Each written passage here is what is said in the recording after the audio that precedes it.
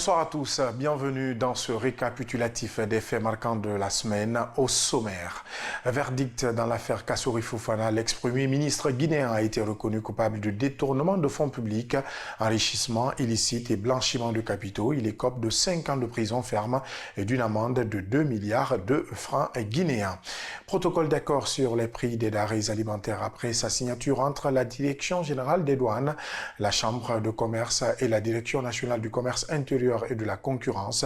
L'accord peine toujours à être appliqué. Reportage assure. Santé mentale en Guinée, un sujet encore tabou. Pendant ce temps, le pays enregistre près de 1000 cas de suicide ces dernières années. Comment les spécialistes analysent ce sujet inquiétant? C'est notre reportage de la semaine. Voilà pour le sommaire. Encore une fois, bonsoir et bienvenue. Affaire Kassory Fofana. Le verdict a été prononcé cette semaine à la Chambre de jugement de la Cour de répression des infractions économiques et financières CRIEF a condamné l'ancien Premier ministre Ibrahima Kassory Fofana à 5 ans de prison ferme et à une amende de 2 milliards de francs guinéens. Il devra également verser 15 milliards à titre personnel et 3 milliards en dommages et intérêts à l'État guinéen. Le procureur spécial près la CRIEF salue cette décision, tandis que l'avocat de Kassory Fofana a immédiatement annoncé faire appel. Reportage en Soubaïlo Baldé. La condamnation de Ibrahima Kassory Fofana est intervenue après avoir été reconnu coupable des faits de détournement des deniers publics, enrichissement illicite et blanchiment de capitaux par la Cour de répression des infractions économiques et financières. 5 ans de prison ferme et 2 milliards de francs guinéens d'amende à payer constituent la peine des infractions. Sur l'action civile, l'ancien Premier ministre est condamné au paiement de 15 milliards de francs guinéens à titre principal et de 3 milliards de francs guinéens à titre de dommages et intérêts au profit de l'État guinéen. Une condamnation saluée par Ali Touré, procureur spécial près la CRIEF. Et après plusieurs jours d'audience, vous avez suivi avec nous aujourd'hui la décision de la Chambre de jugement condamnant Ibrahima Kassory Fofana à une peine de 5 ans d'emprisonnement et à une amende de 2 milliards de francs guinéens. Pour nous, c'est un motif de satisfaction parce qu'il a été reconnu coupable de toutes les infractions pour lesquelles nous l'avons poursuivi, notamment le détournement de deniers publics, enrichissement illicite et blanchiment de capitaux.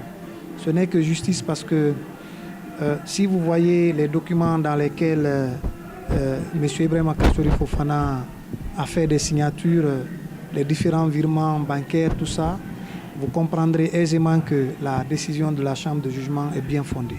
Il était jusque-là à la clinique pour des besoins de traitement. Nous allons nous adresser au médecin. Si son état ne nécessite plus de soins, nous allons le faire réintégrer à la maison centrale.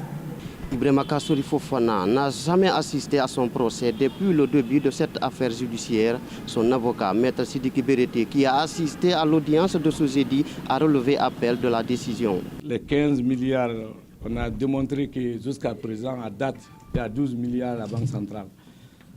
Il y a 3 milliards qui a été sorti par l'actuel ministre de l'Énergie pour faire l'assainissement des hôpitaux. Et si le juge a la force occulte encore de condamner pour le même montant, et la coordinatrice du projet Mamri est poursuivie pour le même montant, je crois le ridicule ne tue pas. Kassory croit à son innocence, donc ce sont des décisions taillées sur mesure. C'est regrettable, on va exercer tous les recours, l'appel, le pourvoi, etc. La force restera à la loi et on croit à la loi. Dans la même décision, le juge Lansana Souma a ordonné la confiscation des comptes bancaires incriminés dans le dossier judiciaire. Ibrahima Kassory Fofana est en détention depuis le 31 mai 2022. À la CRIEF, toujours en Soubaïlo Baldé, Amadou Damarou Camara a obtenu une autorisation pour être pris en charge dans un hôpital spécialisé en Guinée aux frais de l'État. Une décision accueillie favorablement par l'avocat de l'ancien président de l'Assemblée nationale. Cependant, la partie civile s'y oppose fermement, estimant que l'État ne devrait pas assumer les frais médicaux du prévenu. C'est dans cette optique que ces avocats ont interjeté appel. Suivez. La condamnation de Ibrahima Kassory Fofana est intervenue après avoir été reconnu coupable des faits de détournement des deniers publics, enrichissement illicite et blanchiment de capitaux par la Cour de répression des infractions économiques et financières. 5 ans de prison ferme et 2 milliards de francs guinéens d'amende à payer constituent la peine des infractions. Sur l'action civile, l'ancien Premier ministre est condamné au paiement de 15 milliards de francs guinéens à titre principal et de 3 milliards de francs guinéens à titre de dommages et intérêts au profit de l'État guinéen. Une condamnation saluée par Ali Touré, procureur spécial près la CRIEF. Et après plusieurs jours d'audience, vous avez suivi avec nous aujourd'hui la décision de la Chambre de jugement condamnant Ibrahima Kassory Fofana à une peine de 5 ans d'emprisonnement et à une amende de 2 milliards de francs guinéens. Pour nous, c'est un motif de satisfaction parce qu'il a été reconnu coupable de toutes les infractions pour lesquelles nous l'avons poursuivi, notamment le détournement de deniers publics, enrichissement illicite et blanchiment de capitaux. Ce n'est que justice parce que si vous voyez les documents dans lesquels M. Ibrahima Kassory Fofana a fait des signatures, les différents virements bancaires, tout ça, vous comprendrez aisément que la décision de la Chambre de jugement est bien fondée. Il était jusque-là à la clinique pour des besoins de traitement. Nous allons nous adresser au médecin. Si son état ne nécessite plus de soins, nous allons le faire réintégrer à la maison centrale. Ibrahima Kassory Fofana n'a jamais assisté à son procès depuis le début de cette affaire judiciaire. Son avocat, Maître Sidiki Berete, qui a assisté à l'audience de ce jeudi, a relevé appel de la décision. Les 15 milliards, on a démontré que jusqu'à présent, à date, il y a 12 milliards à la Banque centrale. Il y a 3 milliards qui a été sorti par l'actuel ministre de l'Énergie pour faire l'assainissement des hôpitaux. Et si le juge a la force occulte encore de condamner pour le même montant, et la coordinatrice du projet Mamri est poursuivie pour le même montant, je crois que le ridicule ne tue pas. Kassory croit à son innocence, donc ce sont des décisions taillées sur mesure. C'est regrettable, on va exercer tous les recours, l'appel, le pourvoi, etc. La force restera à la loi et on croit à la loi. Dans la même décision, le juge Lansana Souma a ordonné la confiscation des comptes bancaires incriminés dans le dossier judiciaire. Ibrahima Kassory Fofana est en détention depuis le 31 mai 2022. Merci Ansou Bailo Baldé. Je vous le disais en titre, le 20 février 2025, un protocole d'accord a été signé entre la Direction générale des douanes, la Chambre de commerce et la Direction nationale du commerce intérieur et de la concurrence pour encadrer les prix des denrées de première nécessité en prévision du Ramadan et du Carême. Cependant, plusieurs jours après, aucun changement notable n'a été observé sur les marchés. Une situation inquiétante pour les consommateurs. Amanatou Diallo et Ansou Bailo Baldé pour le constat.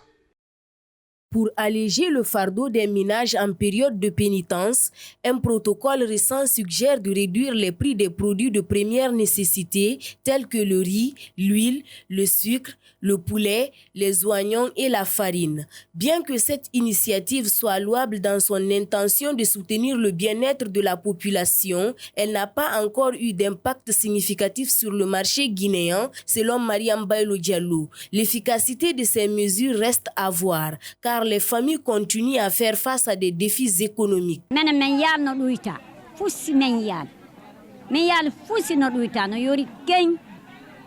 Notre compréhension de l'évolution des prix n'est pas claire, car le marché global reste coûteux. Les produits essentiels comme le riz, l'huile et le poisson sont hors de prix pour beaucoup. La situation est devenue désastreuse. Lorsque les individus luttent pour s'assurer une alimentation de base, ils dépassent la simple pauvreté en entrant dans un état de misère.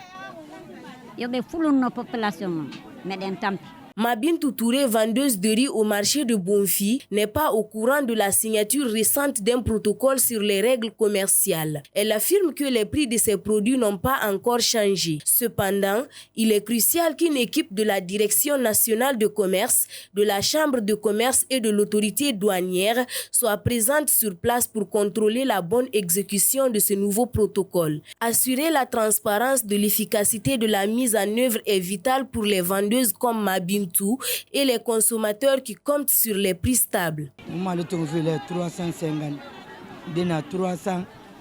Nous achetons du riz pour 350 000 et le vendons au prix de 7 000 par kilo. Malheureusement, il faut parfois plusieurs jours pour épuiser notre stock. La vente de ce riz est essentielle pour nous permettre de subvenir aux besoins de nos familles. Cependant, à l'approche du Ramadan et des dépenses qui l'accompagnent, dans le contexte économique actuel, il sera difficile de se procurer suffisamment de nourriture. Nous lançons un appel urgent à l'État pour qu'il nous aide, car de nombreuses femmes en Guinée sont confrontées à d'immenses difficultés en cette période. Ce protocole vise à améliorer les conditions d'achat de la population guinéenne et à réduire les prix des produits de première nécessité. Cependant, le scénario actuel du marché est tout autre. Sarang Kamara sollicite l'aide des dirigeants du pays pour relever efficacement ces défis. Les prix actuels du marché sont exorbitants et le gouvernement se doit d'intervenir de toute urgence. Les citoyens ont de plus en plus de mal à se procurer les produits de première nécessité et à l'approche du Ramadan, la situation devrait encore se détériorer. La pénurie alimentaire devient un problème pressant. Même des produits courants comme le gombo sont devenus difficiles à trouver. Cette situation appelle une action immédiate car les familles sont confrontées à des difficultés considérables en cette période cruciale de l'année. De nombreuses familles guinéennes s'inquiètent de savoir comment couvrir leurs dépenses à l'approche du Ramadan et du Carême. Le samedi 1er mars 2025, la difficulté d'accéder aux produits de première nécessité à des prix stables reste une question pesante pour la population. L'approche de ces périodes importantes incite à réfléchir au maintien du budget équilibré tout en respectant les pratiques culturelles et religieuses. À Dabondi, les menuisiers et tapissiers peinent à se relever après l'incendie qui a détruit leurs ateliers. Manque de matériaux, absence d'abri adéquat et pression des riverains cherchant à récupérer les terrains compliquent leur relocalisation. Face à cette situation critique, ils lancent un appel pressant à l'État pour une aide. Bangali Kamara, reportage. Le récent incendie des ateliers de menuiserie de Dabondi a plongé les travailleurs locaux dans une situation désespérée. La dévastation de l'atelier et la perte des matériaux ont gravement affecté leurs moyens de subsistance. De nombreux apprentis dorment désormais dehors, tandis que d'autres se sont dispersés dans des régions éloignées, ce qui crée une incertitude quant à leur avenir. Ces dures réalités ont été partagées par le maître menuisier Youssouf Damba. Il met en lumière les difficultés rencontrées par cette communauté et souligne le besoin pressant de soutien en ces temps difficiles. Beaucoup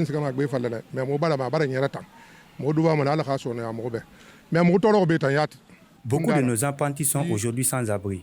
D'autres se sont dispersés. Autrefois, nous comptions plus d'une centaine d'apprentis.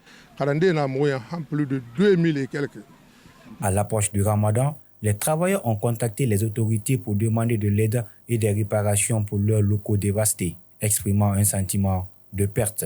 Cependant, ce maître menuisier rapporte que leurs appels sont restés sans réponse. L'absence de soutien à un moment aussi important soulève des inquiétudes quant au bien-être de la communauté et à l'urgence d'une aide appropriée. Nous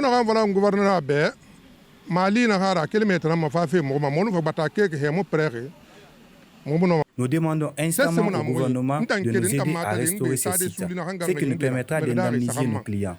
Votre soutien à cette initiative est essentiel pour parvenir à une solution équitable.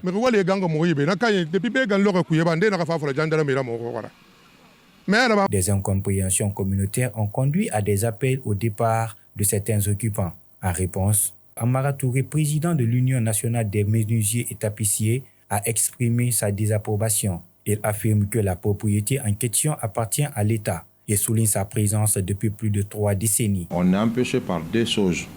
C'est-à-dire, la première des choses qui est primordiale, c'est le manque de moyens.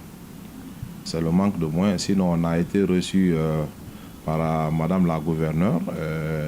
Elle nous a moralisé.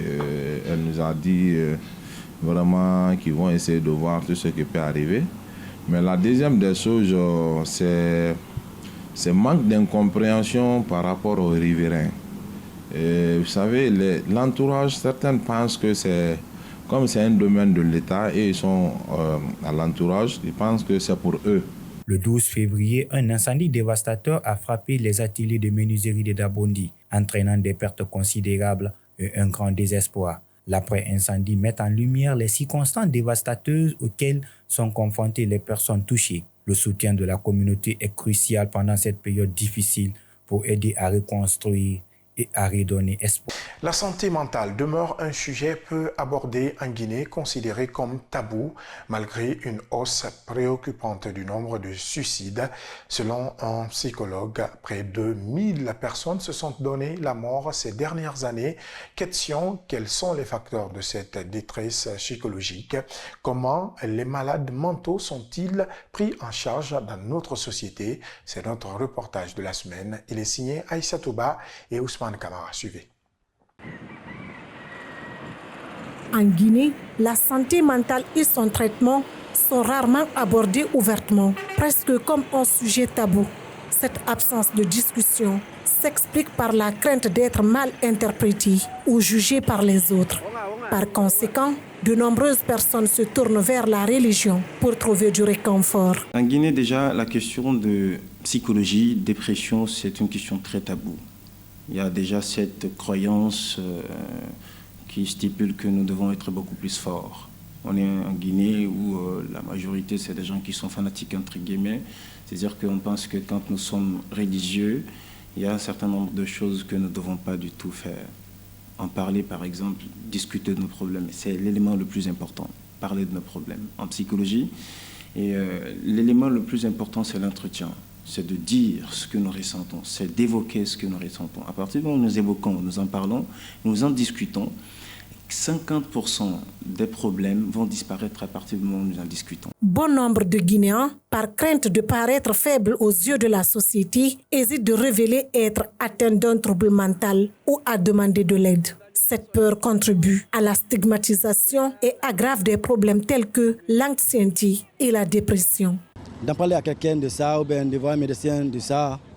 Parce que moi, je sais, actuellement, quand tu dis ça à quelqu'un, quoi, il ne peut pas te conseiller comme il faut, comme toi tu veux. Parfois, je me couche à la maison, je pleure. Parfois, j'ai mon mari qui me soutient dans tout ce que je fais, je l'en parle et ensemble, on trouve la solution. Parce qu'en Guinée, ce n'est pas facile. Donc, c'est genre de voir un psychologue, ce n'est pas ici. À l'Occident, on peut, mais ici, ce n'est pas facile. Surtout l'entourage. Ce psychologue classe les différentes formes de dépression en présentant une compréhension nuancée. Du trouble dépressif majeur au trouble dépressif persistant, le spectre est varié et complexe. Nous avons premièrement la dépression réactionnelle et c'est cette dépression qui est causée souvent par des problèmes, par des difficultés souvent que nous traversons. Et ça peut être des difficultés économiques, ça peut être j'ai terminé les études, il n'y a pas d'emploi et souvent ça pousse au suicide. Nous avons aussi un deuxième type de dépression qu'on appelle la dépression qui est causée par ce qu'on appelle les problèmes et les difficultés que nous traversons. Ça peut être un accident de circulation, ça peut être des problèmes conjugaux, ça peut être lié à la violence physique et verbale, ainsi de suite. Donc ce sont ces éléments qui poussent généralement des gens en Guinée, surtout dans le cas guinéen, au suicide, soit à mettre fin à la vie de quelqu'un ou à mettre fin à sa propre vie. En Guinée, de nombreuses personnes sont confrontées à des problèmes de santé mentale en raison du rejet, de l'isolement, des commentaires désobligeants et du harcèlement. Malheureusement, elles subissent également des préjugés. Récemment, on a entendu des jeunes qui sont suicidés à Cancan, des étudiants qui sont entrés en phase terminale des études. Récemment, on s'est déplacé pour la formation des fonctionnaires qui doivent entrer en fonction publique et qui m'ont dit des choses mais incroyables. Ils n'ont pas d'espoir. Des gens qui terminent les études, qui n'ont pas d'espoir, qui se disent qu'ils n'ont rien à perdre. Ils ont une famille, ils ont des gens à nourrir, ils ont des bouches en fait à sortir de la précarité, qui n'ont pas de situation. Et finalement, ils se disent qu'ils n'ont rien à perdre. La vie n'a pas de sens, ça ne vaut pas la peine de vivre. À partir du moment où je vis, je vois ma responsabilité en face et que je ne peux rien faire. Une personne sur 5 présente un trouble de santé mentale au cours de sa vie, selon les estimations de ce psychologue. Malgré ces chiffres éloquents, la maladie mentale demeure un sujet tabou. Le taux de suicide, le taux de mort par rapport à la question de santé mentale, c'est très, très, très important. Déjà en Guinée, il faut le savoir qu'il y a près de 1000 personnes, en un an, près de 1000 personnes qui se suicident. Et si déjà une population de 12-14 millions d'habitants, il y a près de 1000 personnes qui se suicident, c'est qu'il y a un réel problème. En Guinée, avec une population de 12 à 14 millions d'habitants. Il n'existe que 5 psychologues. 3 d'entre eux sont âgés. Il ne reste que 2 jeunes professionnels et un hôpital psychiatrique pour aider. Une institution dédiée uniquement aux personnes souffrant de troubles mentaux. Actuellement, il n'existe pas d'établissement qui s'occupe directement de la dépression. Autre fait de société de cette semaine, l'incivisme de certains citoyens contribue à l'insalubrité croissante de la capitale guinéenne. Caniveaux obstrués, ordures sur les artères, déchets abandonnés sur la voie publique. Au marché d'Anta, l'administrateur général a pris des mesures strictes. Toute personne prise en flagrant délit sera arrêtée et remise aux forces de l'ordre. Déjà, une dizaine d'individus ont été interpellés ces derniers jours. En Soubey-le-Baldé. 17 personnes sont arrêtées pour avoir jeté des ordures sur la route et dans les caniveaux, informe l'administrateur général du marché d'Anta. C'est dans la démarche de lutter contre cette pratique qui occasionne la dégradation de l'environnement. Parmi elles, il y a des enfants de certains responsables de quartier, selon Abdul Karim Baldé. Et depuis qu'on a pris cette décision, on a arrêté 17 personnes. Mais la plupart des personnes qui ont été arrêtées, ce sont des enfants. Et des enfants aussi de certains responsables des quartiers, de certains responsables des chefs-secteurs. Nous les avons dit, mais ce n'est pas normal. Aucun Guinéen n'a le droit de prendre les ordures et les jeter sur le goudron. Et en même temps aussi les mettre sur le caniveau. Parce que vous savez, quand il y a la saison pluvieuse, c'est ce qui crée des inondations dans certains quartiers. Alors que la lutte contre le phénomène d'insalubrité est engagée par les autorités au plus haut niveau, certains continuent leur comportement malsain vis-à-vis de l'environnement. Comme le dit un adage, nettoyer est bon, mais ne pas salir est meilleur. Dans son combat, l'administrateur général du marché d'Anta dit être menacé par des personnes mal intentionnées. Et nous l'avons combattu en tant qu'administrateur. Et je peux être fier pour vous dire que réellement, nous avons réussi à le faire. Mais vous savez comment moi on me remercie? Après avoir fait tout ça, je suis étonné d'apprendre le matin là, après cette interview, peut-être vous n'allez pas entendre notre administrateur. Ils ont décidé d'envoyer un autre parce que la Guinée, c'est un pays à part. Mais c'est une chose, les marchés ne sont pas comme dans les directeurs de cabinet, bien dans les ministères, dans autre chose. Pour venir au marché, il faut être dans l'idéologie des femmes, il faut être quelqu'un qui est capable de régler les problèmes des femmes, de régler les problèmes internes qui se trouvent dans le marché. Parce que tout le monde se trouve dans le marché. Mais vouloir dire que moi, si ce n'est pas moi, c'est le cousin de ma femme, ou bien c'est moi-même qui va être, parce que je suis l'hôtel responsable, je pense que c'est aux commerçants de Anta, les étalagistes et les vendeuses, c'est à eux de nous évaluer et c'est à eux de nous remercier. Les 17 personnes arrêtées par rapport à l'insalubrité ont été mises à la disposition de la police, déclare Abdul Karim Baldé, administrateur général du marché d'Anta. Il promet de poursuivre cette lutte afin de minimiser les inondations pendant les grandes pluies à Conakry. Prenons à présent la direction de Kindia. Avec ses 55 sites touristiques, la ville des agrumes attire de plus en plus de visiteurs, notamment le week-end. Mais comment transformer cet engouement en un véritable levier de développement économique pour la région et pour le pays? Élément de réponse dans ce reportage de Khadija Kaba, Foulema Toukam et Ousmane Kamara. La Guinée possède un énorme potentiel touristique encore sous-exploité.